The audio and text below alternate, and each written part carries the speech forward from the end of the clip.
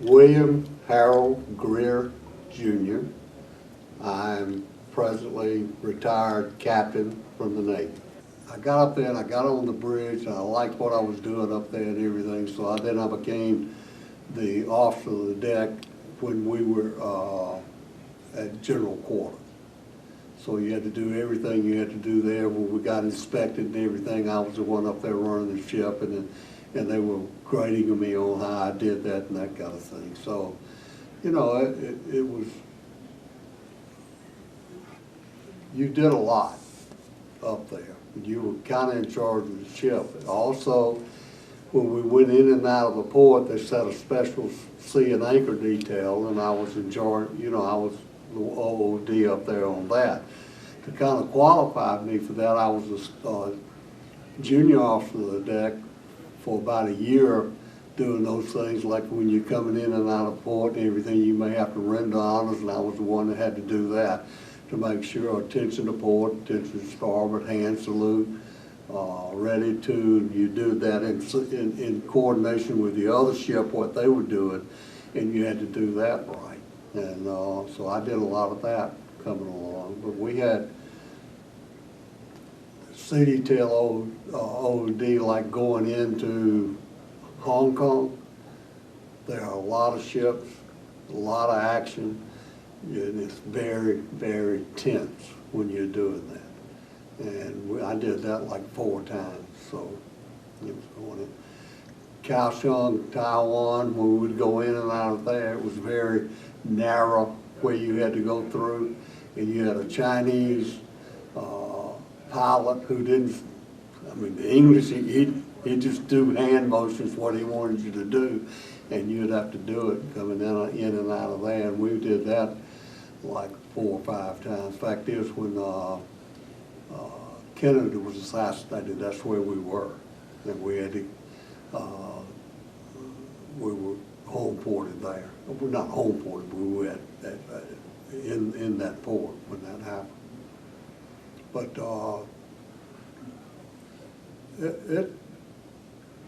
it's a lot too, running a ship, and it's very rewarding when you learn how to do it and get pretty good at it.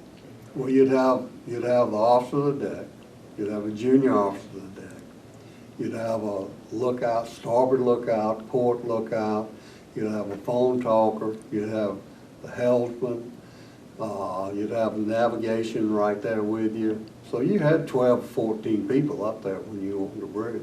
And of course the captain of the ship was up there whenever he wanted to be, doing what, and you know, watching what was going on.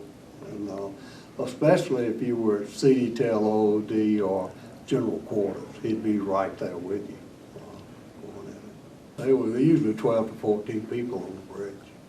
Well, I had 4 while I was on that. Captain Carmichael, Captain Oliver, Captain Hartley, and Captain Perkins. Those were my 4 captains. Well, every time you got a new captain on there, it's like a different ship. I mean, you know, they had the things they wanted you to do and to run and everything like that. Captain Carmichael was only there for about a month or so when I was there, so you know, it was very short. Captain Oliver, I learned a lot of things under him, but because Hartley was a flyboy and not, you had to learn more to make sure you knew what was going on and everything so you could help him out. And then Captain Perkins was a Mustang captain. You had to know what was going on, and if you didn't, he would hit you pretty hard with it. He and I got along real well because when he first came aboard, we were underway, when we first got underway, and I had a watch, and he came up and he was asking me what was going on, and I knew everything. I knew the boilers on, I knew everything he wanted to know.